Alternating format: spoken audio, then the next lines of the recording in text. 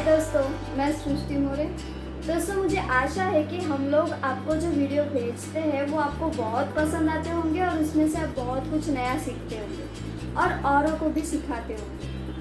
दोस्तों, आज मैं आपसे एक नई बात कहूँगी जो आपके जीवन में अभी ही नहीं बल्कि पूरे जीवन आपको काम आने वाली है। तो प्लीज़ बच्चों, ध्यान से सुनिएगा। एक फ्रांस के लेखक ने अच्छी बात कही थी, ईमानदारी एक ऐसी इमारत है जो अभी आपके अंदर अगर बन गई तो उसे हिलाना असंभव है।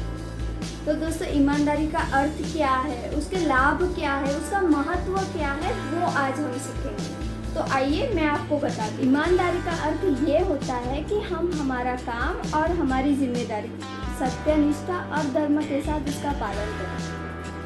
ईमानदारी हर इंसान का सर्वश्रेष्ठ गहना और गुण है।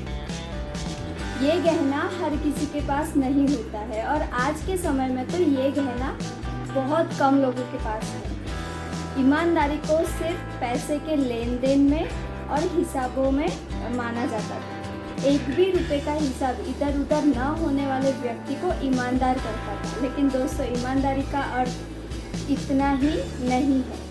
मैं कुछ एग्जाम्पल के द्वारा आपको समझाऊंगी। स्कूल का विद्यार्थी अगर खुद से अपने मन से प्रश्न का उत्तर देता है तो वो ईमानदार है। दूध वाला दूध में बिना पानी मिलाए दूध बेचता है तो वो ईमानदार है। शिक्षक अगर अन्य एग्जाम्पल के द्वारा अपने बच्चों को पढ़ाता है तो वो ईमानदार है। ये सब ईमानदारी के एग्जाम्पल है। और दोस्तों, अभी मैं आपको एक कहानी सुनाऊंगी। कहानी ध्यान से सुनना। मुरारी लाल नाम का एक इंसान था। उसके गांव में सबसे बड़े चोरों में से एक चोर था। हर रोज रात को जेब में चाकू डालता था और रात को सबके घरों में जाके चोरी करता था।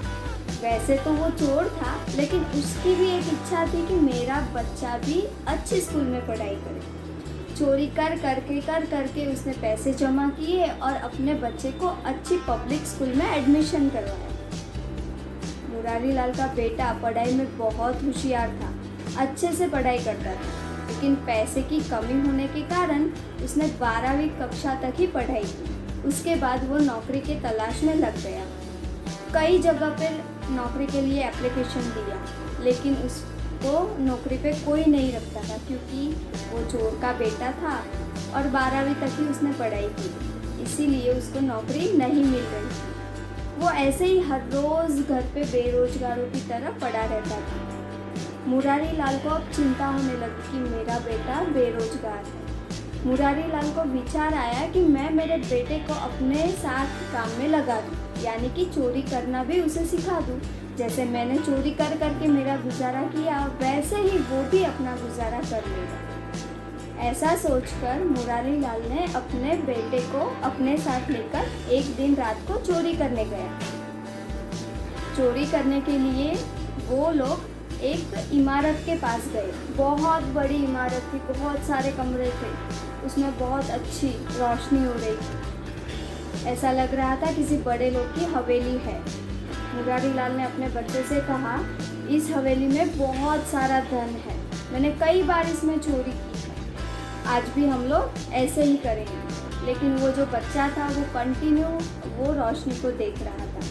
मुरारी लाल ने कहा, चल जल्दी कर वरना हमको कोई पकड़ लेगा।